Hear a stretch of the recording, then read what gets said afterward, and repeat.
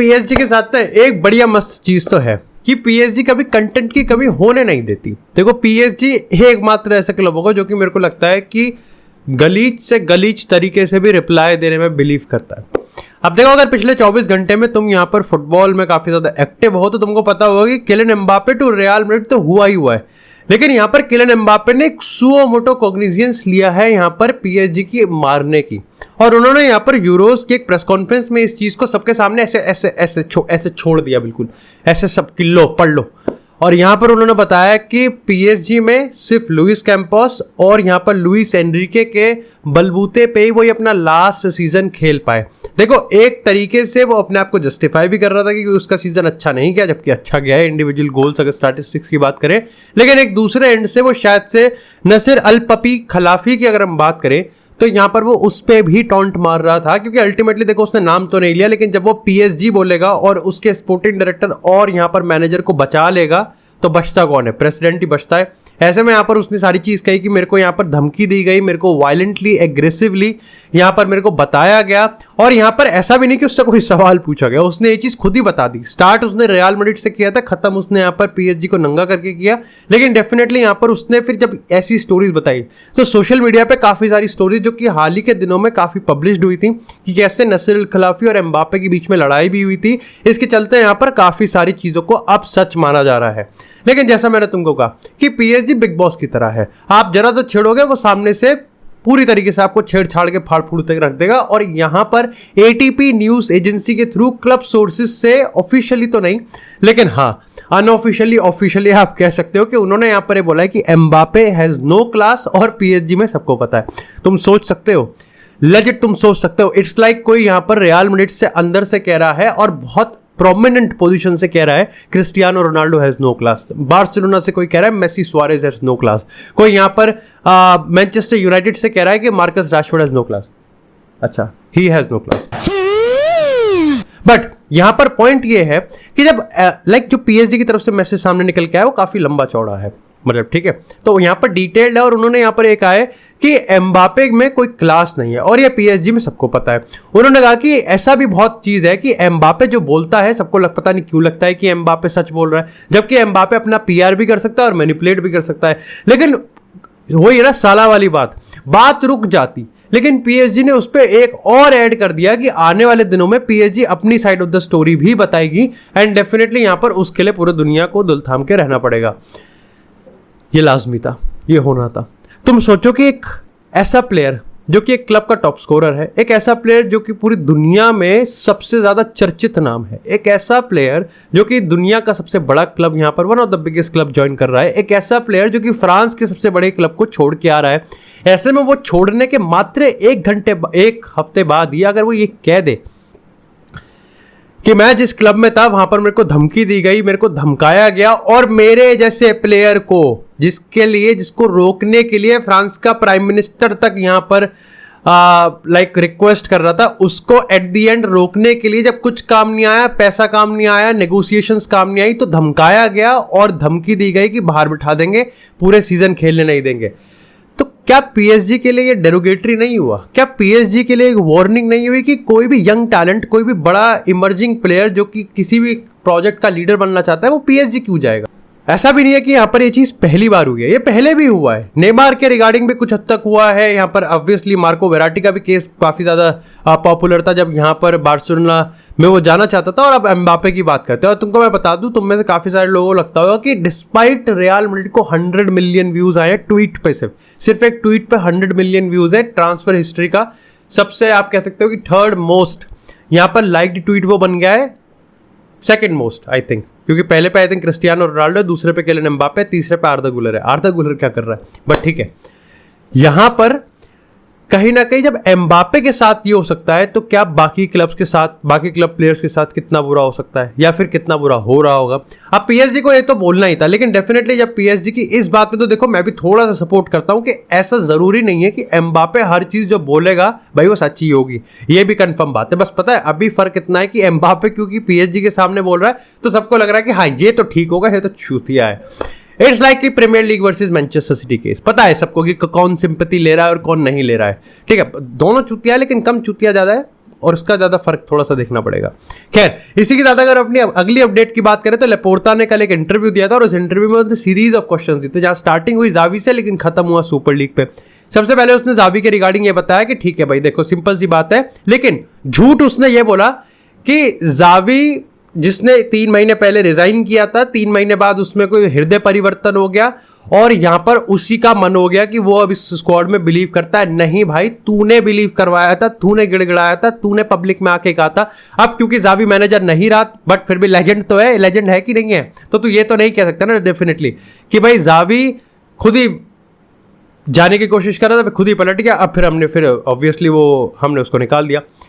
तो लेपोर्ता गलती तो नहीं मानता है, देखो वही है ना, पॉलिटिकल आदमी है। इसके बाद उसने हंसी फ्लिक के रिगार्डिंग बताया, लेकिन एक भी बार उसने इस चीज को एडमिट नहीं किया और दबे शब्दों में उसने इस चीज को लेकिन रिवील भी कर दिया कि जब जावी मैनेजर था तो हंसी फ्लिक के साथ मीटिंग हो रही थी साइड बाय साइड, जब जावी को ये पब्लिकली यहां पर गिड़गिड़ा रहा था, कह रहा था और बार्सिलोना फैंस को हमेशा से बिलीफ दिलवा रहा था कि भाई Xavi is the man for the job. तब ये हंसी फ्लिक से पूरी तरीके से मीटिंग चल रही थी और डेको भी इस पूरे मामले में शामिल था। रियल मैड्रिड और नेग्रेरा केस पे उसने कहा कि देखो नेग्रेरा केस ने यहाँ पर डेफिनेटली ये बता दिया है सबको कि किस तरीके से बार्सिलोना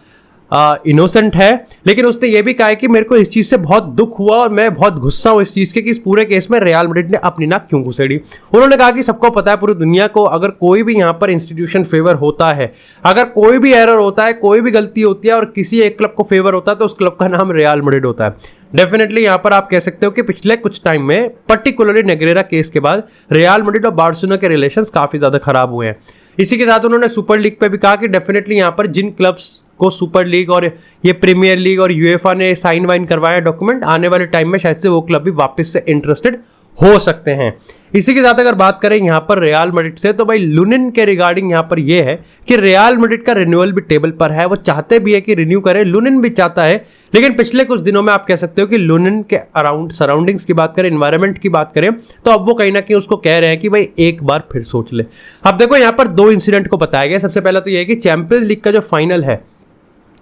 वो उसको खेलने को नहीं मिला और कहीं ना कहीं उससे वो आहत तो है। एंड डेफिनेटली यहाँ पर दूसरी चीज ये है कि इस पॉइंट ऑफ टाइम पे ऑफर्स उसके लिए हैं, जिसमें सबसे प्रोमिनेंट ऑफर आया एथलेटिको मैड्रिड का, जहां पर वो सोच रहे हैं कि अगर यान ओब्लाक चला जाता है इस सीजन तो वो यहाँ पर लुनिन को लेके आएंगे। लेकिन मेरे को नहीं लगता लुनिन जिस तरीके से रियल मैड्रिड फैन के साथ कनेक्ट करता है और रियल मैड्रिड को बोलता है, वो मेरे को लगता है एथलेटिको मैड्रिड को ज्वाइन करेगा, but never say never in football. लेकिन यहां पर उसको भी पता है कि तीबो कोर्तोआ आने वाले टाइमों में और काफी अच्छे खासे टाइम के लिए तो रियल मैड्रिड का गोलकीपर, प्राइम गोलकीपर बना रहेगा। अब देखो ऐसा नहीं है कि लुनिन ने एक्लिप्स कर दिया है कोर्तोआ को, तो आप नहीं कह सकते कि एक सीजन के बेसिस पे लुनिन को डेफिनेटली आप यहां पर कोर्तोआ से आगे भेज दो। लेकिन आप ये भी नहीं कह सकते कि इस सीजन में लुनिन ने जो किया है वो चैंपियंस लीग फाइनल में डिजर्व नहीं करता। हाउएवर क्योंकि उसको फ्लू हो गया था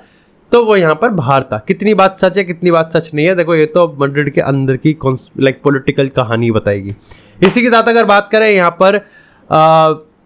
ब्रूनो फर्नांडिस की, तो भाई मैनचेस्टर यूनाइटेड में ब्रूनो को अभी समझ में नहीं आ रहा। अब समझ में नहीं आ रहा कि ब्रूनो डिलिबरेटली कर रहा है कि डेफिनेटली यहाँ पर अंदर में ही इतना कंफ्यूजन है कि मैनचेस्टर यूनाइटेड भूल गई है कि वो एक फुटबॉल क्लब भी है। अब हाल ही में यहाँ पर ये होता है कि ब्रूनो फर्नांडिस ने छोड़ने का हिंट दिया, लेकिन फिर ब्रूनो फर्नांडिस को खुद एक इंटरव्यू देना पड़ा और जहां पर उसने इस चीज को कोट करा कि नहीं भाई यूनाइटेड मेरा ड्रीम क्लब है और मैं यहाँ पर यूनाइटेड के ओल्ड ट्रैफोर्ड में जाने से बढ़िया चीज कुछ नहीं मानता। लेकिन आने वाले टाइम में यहां पर गार्जियन की बात करें या फिर इंडिपेंडेंट और एक्सप्रेस की रिपोर्ट की बात करें तो उन्होंने इस चीज को कोट किया है कि मैनचेस्टर यूनाइटेड और ब्रूनो फर्नांडिस में डील अभी रुक गई है। ब्रूनो फर्नांडिस को 2026 तक का कॉन्ट्रैक्ट है, एक्सटेंडेबल टू 2027। अभी सिर्फ 220,000 यूरोस कमाता है, लेकिन जहां जेडन सैंचो 300,000 और मार्कस रैशफोर्ड 350,000 बेस सैलरी कमाता है, कहीं ना कहीं यहां पर उसको भी जेडन सैंचो, रैशफोर्ड और कासिमिरो की ब्रैकेट में ही आना है और उसको भी पता है कि वो नेक्स्ट ईयर 30 साल का हो जाएगा और उसके लिए भी कॉन्ट्रैक्ट बड़ी चीज है। Kevin De Bruyne, Bruno Fernandes same एक ही थाली के चट्टे बट्टे। ऐसे में यहां पर अभी डील रुक गई है, लेकिन फिर यहां पर जब ब्रूनो फर्नांडिस ने कहा कि मेरी एक्सपेक्टेशन और क्लब्स की एक्सपेक्टेशन अलाइन होनी चाहिए, यानी कि उसने पिछले इंटरव्यू में ये तो कह दिया कि क्लब्स जब तक मेरे को चाहेंगे मैं तब तक रहूंगा, लेकिन इस बार इसने इस कोर्ट से ये भी कह दिया कि मेरी एक्सपेक्टेशन भी तो कुछ होती है और ये चीज कोई नई नहीं है। साला ने भी लिवरपूल में करी है, केविन डे ब्रुयने भी इनडायरेक्टली करने की कोशिश कर रहा है और ब्रूनो भी करेगा। ऐसे में यहां पर बताया गया कि बायर्न म्यूनिख और एफसी बार्सिलोना दोनों इंटरेस्टेड है, लेकिन बार्सिलोना के पास पैसे नहीं है और बायर्न म्यूनिख का इंटरेस्ट अभी कॉन्क्रीट नहीं है। देखो मैनचेस्टर यूनाइटेड किसको सेल कर सकते किसको नहीं कर सकते डिपेंड करता है कि ऑफर तो आए। अब कल को अगर बायर्न म्यूनिख 100 मिलियन ऑफर देने के लिए राजी हो जाती है ब्रूनो फर्नांडिस के लिए, तब ये की पॉइंट आएगा, तब ये की क्वेश्चन खड़ा करना लाजमी होगा कि मैनचेस्टर यूनाइटेड को सेल करना है कि नहीं करना है। अभी तो देखो सिंपल सी बात है, आपका क्लब कैप्टन है, डेफिनेटली आप ये कर नहीं सकते, आप मीडिया में इस चीज को लीक होने नहीं दे सकते कि आपका स्टैंड उसके रिगार्डिंग अनक्लियर है। अब अनक्लियर की हम बात करें तो टेन हैग के साथ जो हो रहा है वो तो देखो जागती है। ठीक है, क्रिस्टियानो रोनाल्डो के साथ उसने जो किया वो तो खराब है, लेकिन अब तो उसके साथ कुछ अलग ही हो रहा है। एफए कप जीता 10 दिन हो गए, 10-12 दिन हो गए और अभी तक यहाँ पर रिव्यू खत्म नहीं हुआ, 2 दिन होने थे। जहां टेन हैग यहाँ पर बार बार ये बोल रहा था कि रिव्यू खत्म हो चुका, मेरे को तो 15-20 बार उन्होंने बता दिया, लेकिन अभी तक रिव्यू खत्म हुआ ही नहीं है। ऐसे में यहाँ पर हाल ही में गार्नाचो के ब्रदर ने एक मैसिव फेमस ट्वीट पे यहाँ पर जिसमें बताया गया कि शायद से कल के दिन, आज या कल के दिन टेन हैग जब सैक होगा तो काफी ज्यादा बुरी खबर होगी यूनाइटेड फैन बेस के लिए। उस पे उसके भाई ने यहाँ पर यह रिप्लाई किया कि हाँ भाई लेट्स प्रे ऐसा ना हो। काफी बड़ी चीज है, गार्नाचो के सगे भाई ने अगर ये करा है तो क्या ऐसी बात है जिसने फैंस को इस चीज को सोचने में मजबूर कर दिया है कि डेफिनेटली यहां पर अंदर अंदर कुछ चीज हो रही है, समीक्षा की जा रही है और थोड़ा सा यहां पर डायनामिक्स देखने पड़ेंगे। ऐसे में यहां पर बताया गया है कि एरिक टेन हैग को इस हफ्ते पता चल जाएगा, ये तो ऑफिशियल ऑफिशियल सोर्सेस से है कि एरिक टेन हैग को इस हफ्ते पता चल जाएगा कि क्या वो मैनचेस्टर यूनाइटेड का मैनेजर रहेगा या नहीं रहेगा। Let me tell you, even though ten Hag यहाँ पर छुट्टियों पे गया हुआ है तो उसको इससे ज़्यादा फर्क नहीं पड़ता, बट फिर भी जितना वो देख रहा होगा ये किसी क्लब के संकेत नहीं होते कि एक मैनेजर के साथ अगर वो उसको सपोर्ट कर रहे हैं तो डेफिनेटली यहाँ पर इस तरीके से बिहेव किया जाए। अगर अल्टीमेटली ऐसा हो भी जाता है कि वो टेन हैग को रोक लेते हैं तो आप मान के चलना जो वोट ऑफ कॉन्फिडेंस था वो काफ़ी ज़्यादा लो था। इवन दो बाद में आके कह दें कि हमने रिव्यू करा और हमको टाइम लगा,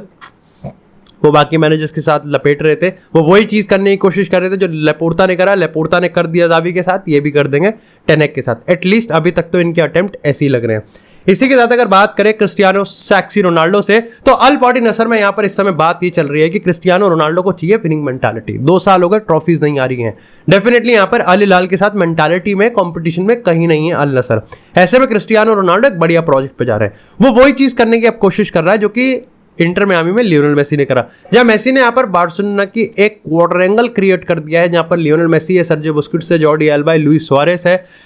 एक तरीके से तो उनका मैनेजर भी है टाटा नैनो मार्टिनो। तो यहाँ पर कहीं ना कहीं रियल मैड्रिड के प्लेयर्स को भी लाया जाने की कोशिश चल रही है। सबसे पहले यहाँ पर नाम भी बताया गया और खुद मार्सा ने अपने स्पेनिश एडिशन के न्यूज़पेपर में इस चीज को कोट किया है कि नाचो को अभी हाल ही में क्रिस्टियानो रोनाल्डो ने अप्रोच किया है, जहां पर उन्होंने कहा है कि वो अल नसर ज्वाइन कर सकते हैं। और इसी के साथ उससे कुछ ही दिन पहले यहाँ पर कासिमिरो को भी अल नसर ने अप्रोच किया है क्रिस्टियानो रोनाल्डो के थ्रू। अब देखना ये पड़ेगा कि डे ब्रुयन के हिंट देने के बाद समीकरण कैसे बदलते हैं, क्योंकि मेरे को लगता है कि अगर चारों क्लब्स में से अगर अल नसर ने केविन डे ब्रुयन को साइन नहीं किया तो इससे ज्यादा पॉटी क्लब कोई और नहीं हो सकता। नाचो के लिए डेफिनेटली काफी अच्छा है। उसको इसी बार्सा की रिपोर्ट में बताया गया है कि MLS में कहीं ना कहीं वो अपने आप को सूटेबल नहीं मानता। सऊदी है ना, तो क्या दिक्कत है। इसी के साथ अगर बात करें यहाँ पर बायर्न म्यूनिख से खबर सामने निकल के आती है कि भाई किंग्सले कोमन को सेल करने के लिए तैयार है। अगेन हंसी फ्लिक बार्सिलोना के मैनेजर है तो बार्सिलोना का इंटरेस्ट आना लाजमी है, लेकिन अगेन जैसी बात मैंने तुमको बताई है कि यहाँ पर पैसा नहीं है और इस समय किंग्सले कोमन पे कोई कॉन्क्रीट ऐसा वो भी नहीं है कि वो इतनी कुछ फाड़ ही फॉर्म में चल रहा है। तो किंग्सले कोमन का यहाँ पर एक तो 15 बिलियन की सैलरी है तो वो एक दिक्कत की बात है। उसके बाद यहाँ पर 2027 तक का कॉन्ट्रैक्ट है तो वो नेगोशिएशन पावर भी होल्ड करती है बायर्न। ऊपर से यहाँ पर विंसेंट कंपनी ने भी शायद से मेरे को लगता है कि अभी तक कुछ डिसाइड नहीं किया कि वो किस प्लेयर को यहाँ पर रखना चाहेगा और किसको नहीं। अगर डेफिनेटली बायर्न म्यूनिख 100 मिलियन की साइनिंग चाहती है, चाहे फ्लोरियन विर्ट्ज हो, चाहे ब्रूनो फर्नांडिस हो, चाहे कोई और हो, उसमें आप ये कह सकते हो कि डेफिनेटली यहाँ पर उनको 1 ना 2 प्लेयर तो सेल करने पड़ेंगे, जिसमें नाम इस समय अल्फोंसो डेविस पे भी है, 50 मिलियन का कोटेड प्राइस है, लेरॉय साने भी है और यहाँ पर किंग्सले कोमन भी है।